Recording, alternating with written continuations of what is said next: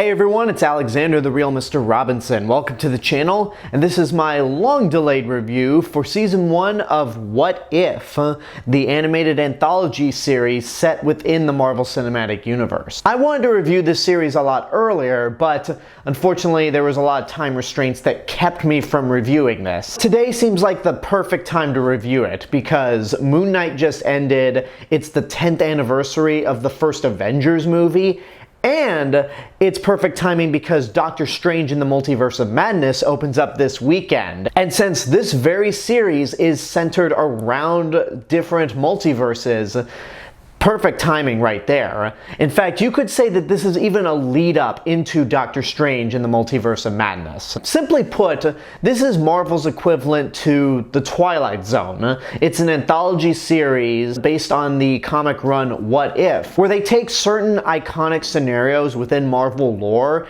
and spin them around to different ways. And in this case, we have several moments from the Infinity Saga of the Marvel Cinematic Universe recontextualized or redone in different scenarios. Before I actually get into each of these different scenarios, I just want to talk about the series as a whole and say that I enjoyed it. This is Marvel's first animated project, and the animation style is somewhat of a mixed bag. I'd say the positives outweigh the negatives, but it's not on the level of something like Spider-Man Into the Spider-Verse. Even though Disney has an infinite amount of money to spend, I imagine that the animation budget on this show is not quite up there with Spider-Verse. But it has the same basic idea as the animation from Spider-Verse, where it's 2D animation mixed with 3D animation. It looks very much like a comic book, and it can be very stylistic in its own way. The animation is at its strongest in the action scenes. It's well choreographed, it's exciting, there's a lot of really fun action scenes going on in this series, and it hands down trumps anything that Marvel Animation has done in a decade. Except for Earth's Mightiest Heroes, most of their animated stuff since then has not been very good. I do like how there's a lot of 2D animation when it comes to some of the effects that happen. For example, when there's dust flying, when there's explosions happening, when Doctor Strange utilizes some of his very bizarre powers that I imagine we're going to see a lot more of in Multiverse of Madness, that is really cool. Now, where the animation falters is in some of the character designs. We've got characters like Doctor Strange, T'Challa, Peggy Carter, and they look pretty good. Ultron looks pretty impressive as well. But then there are some characters that don't really look that good, like Jane Foster, Thor, Bruce Banner, Darcy Lewis, Happy Hogan, but that's just me, and again, I think the animation works better than it doesn't. I already talked about the basic premise of this show, but the thread that ties all these episodes together is the Watcher, voiced by Jeffrey Wright. He is pretty much Rod Serling in The Twilight Zone, where he's the narrator who's watching all these stories play out throughout the multiverse, and is pretty much telling us what's going on, how what's going on in these universes compare to the universe that we know and love, and the scenarios that they come up with are hit and miss. Like the animation, there's more that hit than miss. The first episode of the series is What If Captain Carter Were the First Avenger?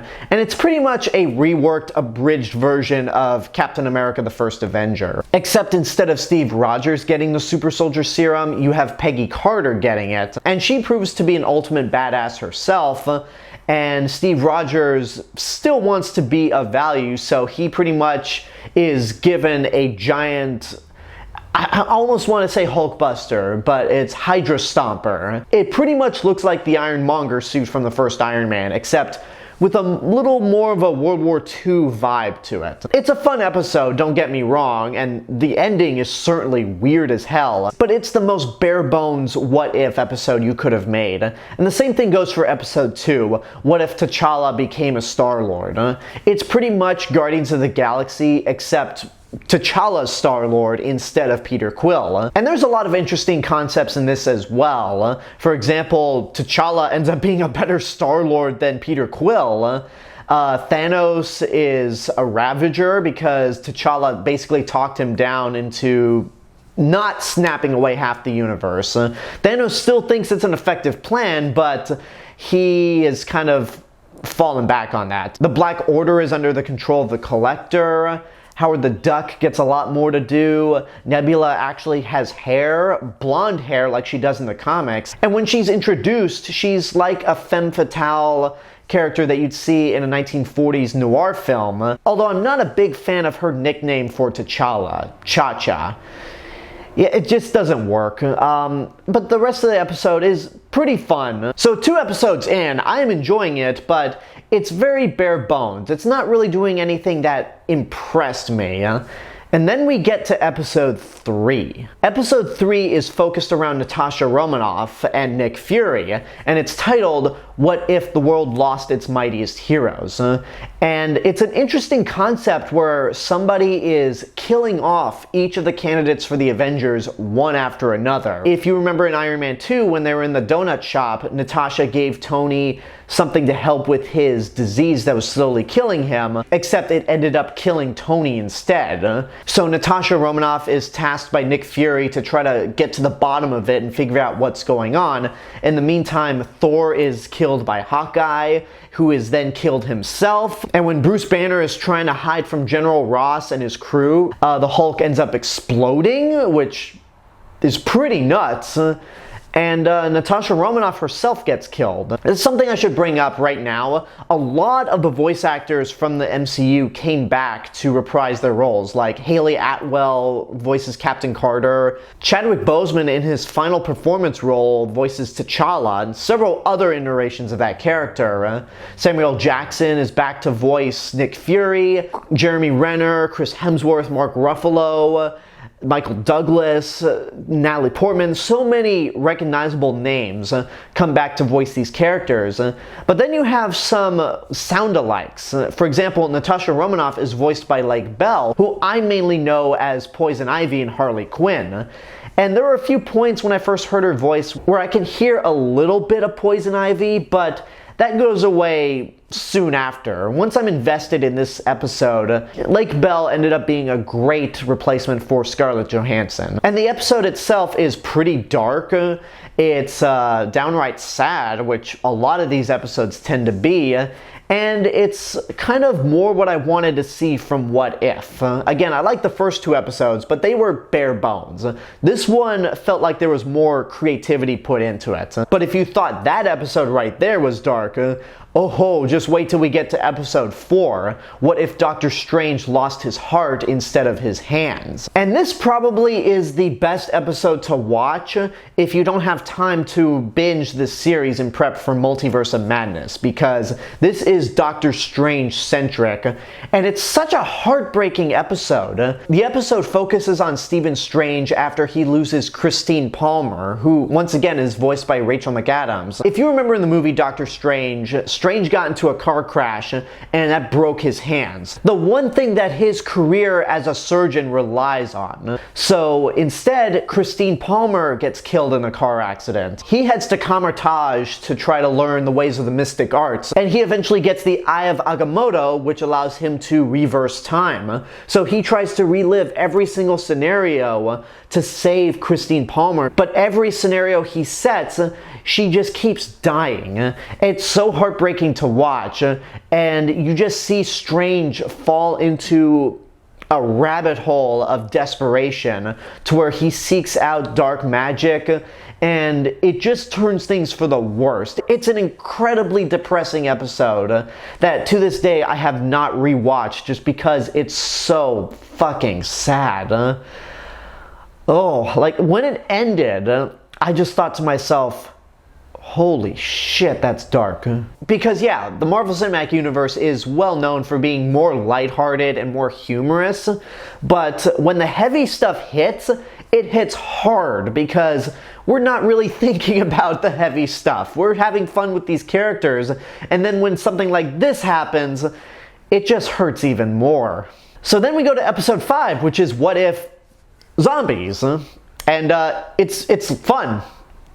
After the really dark and depressing episode that we got prior, having a bunch of zombies roaming around the world and eating people is just what we needed. Zombies don't really scare me anymore. I've said this before, but Shaun of the Dead has kind of ruined my fear of zombies. Instead, I just look at them as really cool and fun. And this episode pretty much takes place during the events of Infinity War, except there's a zombie plague, and Thanos is not even on anyone's mind because they have to try to take out this zombie infestation. There are some tragic moments in this episode, like when certain characters have to sacrifice themselves for the others to progress and try to find a cure. There's some double crossing, there's some dark secrets that happen. And the end of the episode, when we think, oh, these characters are finally going to get a cure, everything will be alright, that's when zombie Thanos shows up with 5 of the 6 Infinity Stones. And I'm just like, none of these episodes can end on a positive note, can they? Although I do have to say one thing about this series so far, and it kind of has to go back to Chadwick Boseman. In his role as Star-Lord T'Challa in episode 2, he's doing a fantastic job. But when you get to the last 3 episodes, there's something within his voice that feels very off. And I'm not saying that he's phoning it in at all. Chadwick Boseman would never do that. And I don't want to come across as insensitive, but since we know that he passed away in August of 2020, it really does sound like with these last 3 episodes that he's a part of, that he's slowly dying as he's recording these episodes. And it's really sad to listen knowing that he's not with us anymore. So that's something I had to address. In the first episode, you could tell that he's really into it, he sounds good, but the last 3 episodes, you can definitely tell there's something wrong with his voice. And I'm curious if anyone else there agrees with me on that. And again, I'm not trying to be insensitive about this topic. It's just something that I noticed when watching these last 3 voice performances of his. So then we get to episode 6, and at this point, 5 episodes in, I'm loving this series. It started off kind of good, and then it just got great as it kept going.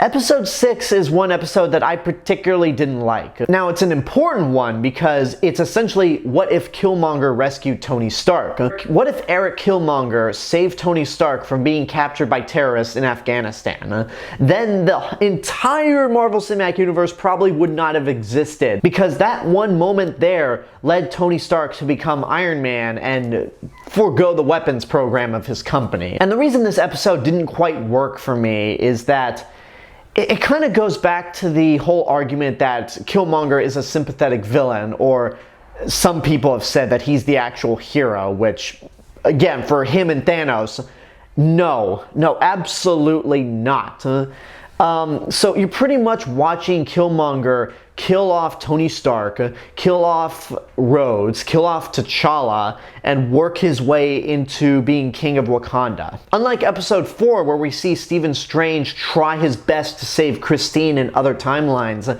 and he just keeps failing and failing until he's consumed with dark magic, this one is just more like the villain won, and there's no hope at the end of it. So it's one that I particularly don't like.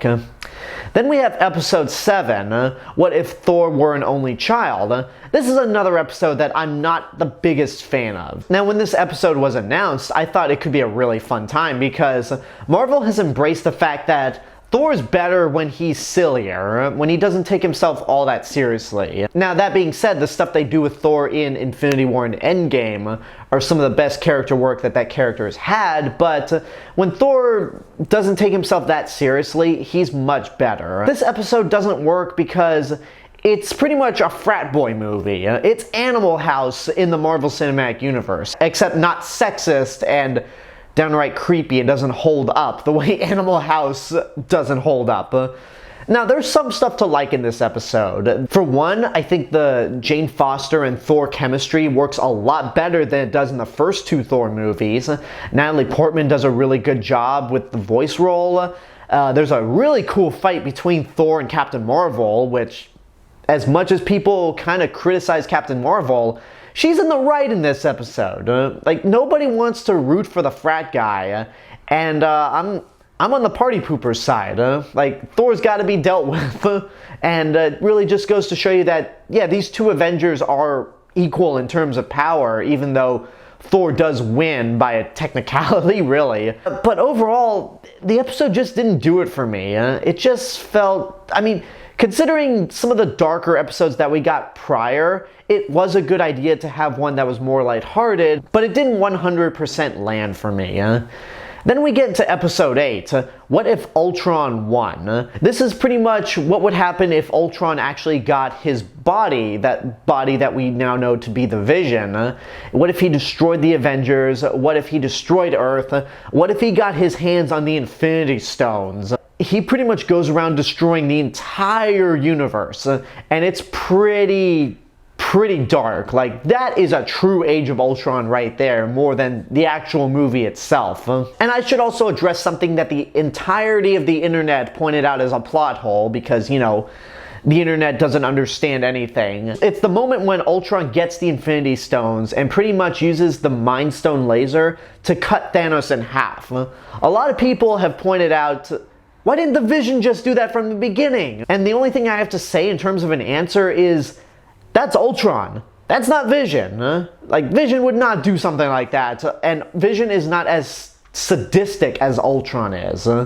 So, yeah, with Ultron having the Infinity Stones, he soon gets a higher intelligence, and thanks to the Watcher's narration, he fights the Watcher briefly. He realizes that there are other multiverses that he needs to destroy.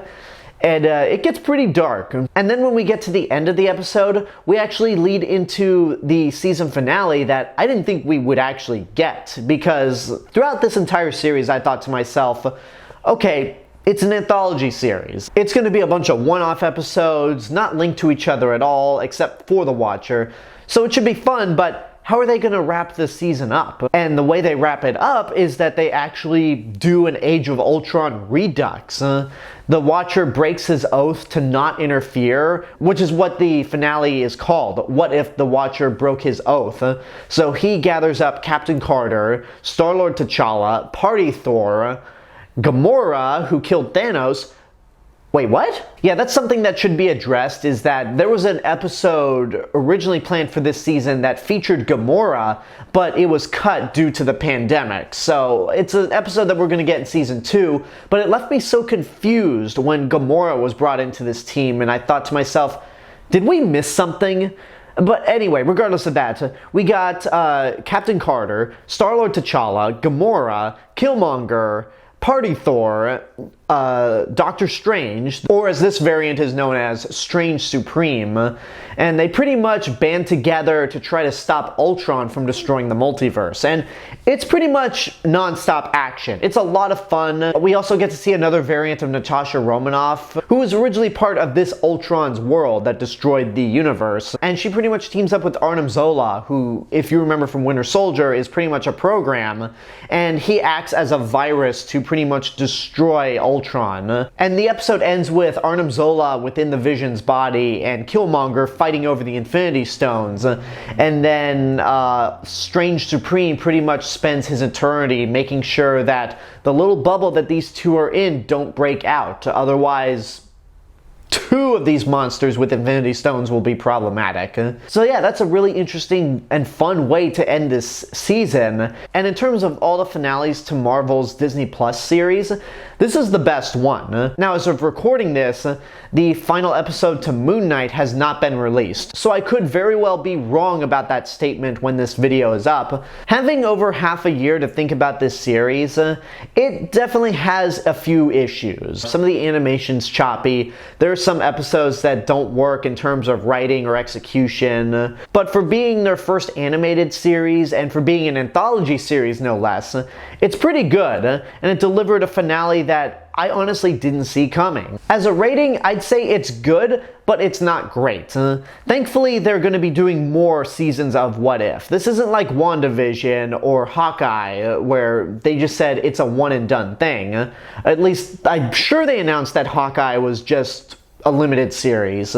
We'll see if Marvel changes their mind in the future, but much like with Loki, they have officially established that What If will have multiple seasons. So I'm excited to see what they do for season 2, and hopefully they can take what they did with this season and improve upon it with the next season. And there you go, that's my review for season 1 of What If. Now in terms of future MCU videos, I will be reviewing Doctor Strange in the Multiverse of Madness this weekend because unfortunately I didn't get a press screening for it.